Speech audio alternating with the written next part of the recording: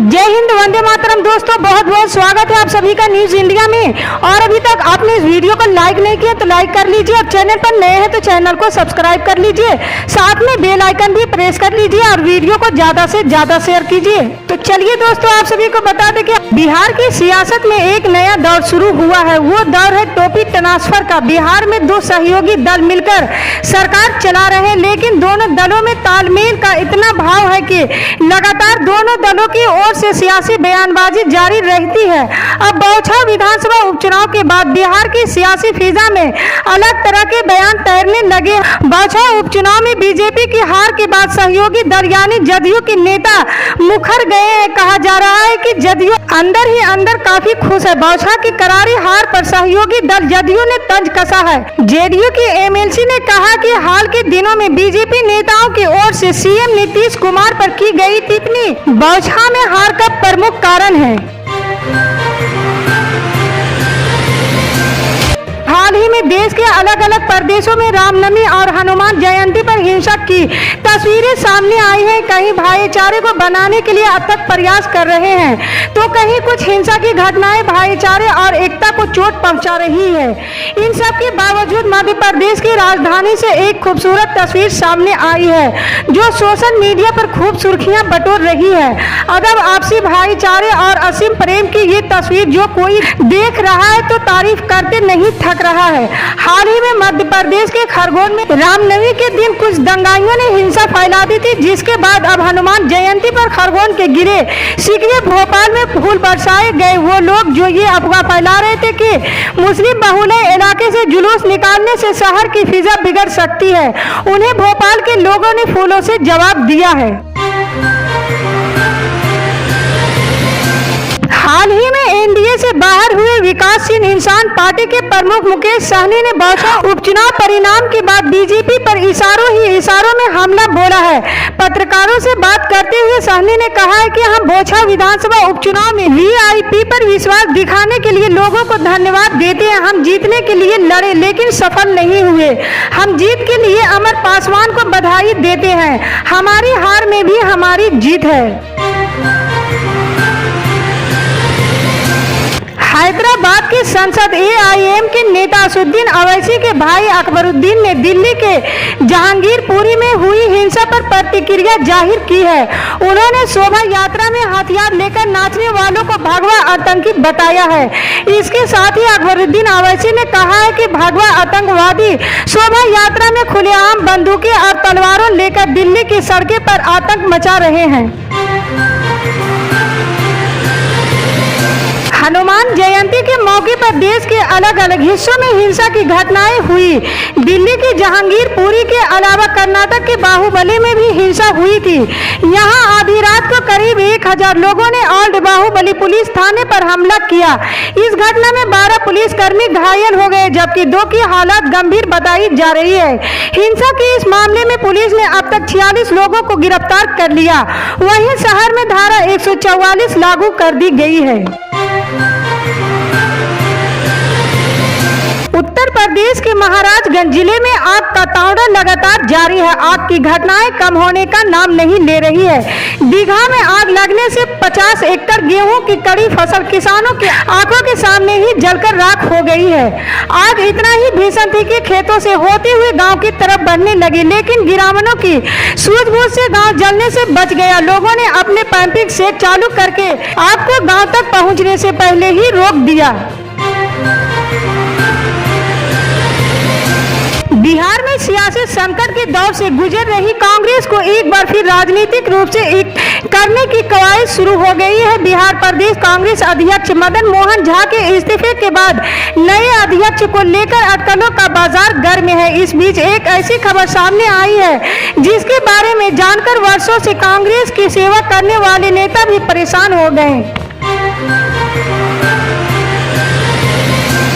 जम्मू कश्मीर के किश्तवाड़ में भारतीय सेना ने सुदूरवर्ती गांव नवापच्ची में इफ्तार मिलन का आयोजन किया। भारतीय सेना के इस कार्यक्रम ने सभी धर्मों और जीवन के विभिन्न क्षेत्रों की स्थानीय आबादी को एक मंच प्रदान किया। इस इफ्तार पार्टी का उद्देश्य क्षेत्र में शांति और सांप्रदायिक सद्भाव की भावना बढ़ाने का था।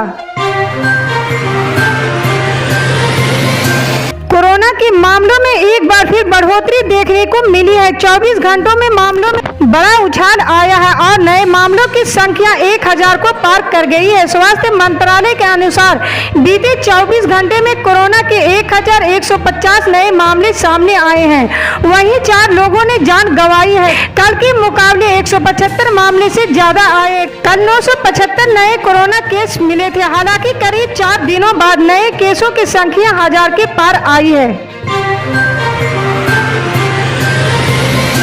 स्कूलों के खुलने के साथ ही बच्चों के कोरोना संक्रमण की चपेट में आने की खबरें मिल रही है। इससे अभिभावकों में एक डर पैदा हो गया है कि बच्चों को स्कूल भेजे या नहीं। ऐसे अभिभावकों के लिए बड़ी राहत वाली खबर है। विशेषज्ञों का कहना है कि बच्चों के संक्रमित होने से घबराने की जरूरत नहीं है, क्योंकि उनमें हल्का संक्रमण हो रहा है, जिसके लिए सामान्य उपचार ही पर्याप्त है। हालांकि उन्होंने पत्र बच्चों के टीकाकरण पर भी जोर दिया है।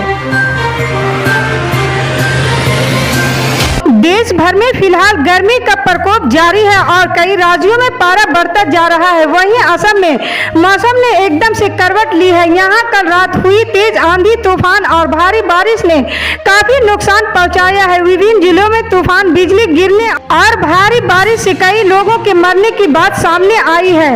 वहीं भारी बारिश के चलते सड़क दुर्घटना में कई लोगों की मौत की जानकारी मिली है, जिस पर पीएम मोदी ने भी दुख जताया है।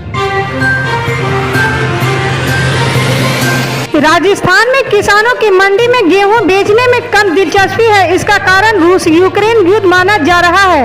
राजस्थान में इस बार गेहूं की फसल कटाई के बाद उपज का मंडियों में बेसब्री से इंतजार हो रहा है। अंतर्राष्ट्रीय हालात को वजह मानकर ये भी अंदेशा जताया जा रहा है कि जल्द थाली के बजट में भारी इजाफा हो सकता है। जयपुर के आसपास की मंडियों में आमतौर पर अप्रैल की शुरुआत में नए गेहूं की फसल बेचने के लिए पहुंच जाती है। नवनियुक्त कांग्रेस प्रदेश अध्यक्ष करण माहारा का रविवार को जौली ग्रेट एयरपोर्ट पहुंचने पर पार्टी पदाधिकारियों और कार्यकर्ताओं की ओर से जोरदार स्वागत किया गया। इस मौके पर राज्य प्रभारी देवेंद्र यादव सहित अन्य मौजूद रहे। यहां से वे सीधे पार्टी मुख्यालय के लिए रवाना हुए। अपने बेबाकी के लिए दुनिया भर में प्रसिद्ध युवा तुर्क पूर्व प्रधानमंत्री चंद्रशेखर की 95वीं जयंती पर उनके गृह जिले से लेकर देश की राजधानी विविध कार्यक्रम आयोजित किए गए। लोगों ने प्रखर समाजवादी नेता को शिद्दत से याद किया। आजादी के अमृत महोत्सव वर्ष में पेट्रोलियम उत्पादों और ऊर्जा संरक्षण पर केंद्रित सक्षम के तहत जागरूकता के लिए हिंदुस्तान पेट्रोलियम ने रविवार को बेगूसराय में साइकिल रैली निकाला। जिला मुख्यालय के गांधी स्टेडियम में एसपी योगेंद्र कुमार एवं एचपीसीएल के डीजीएम नवीन कुमार सहित अन्य अधिकारियों ने जागरूकता रैली को हरी झंडी दिखाकर रवाना किया। भाजपा का साथ छोड़कर टीएमसी में शामिल हुए बाबुल सुप्रियो ने पहले ही अटैक में कमल को नुकसान पहुंचा दिया। पश्चिम बंगाल की बालीगंज विधानसभा सीट पर 12 अप्रैल को हुए उपचुनाव का रिजल्ट 16 अप्रैल को आया, जिसमें बाबुल सुप्रियो ने जीत दर्ज की। उन्हें 51,199 वोट मिले। वहीं पिछले साल हुए विधानसभा चुनाव में नंबर 2 पर रहने वाली भाजपा यहाँ उपचुनाव में तीसरे नंबर पर पहुँच गयी।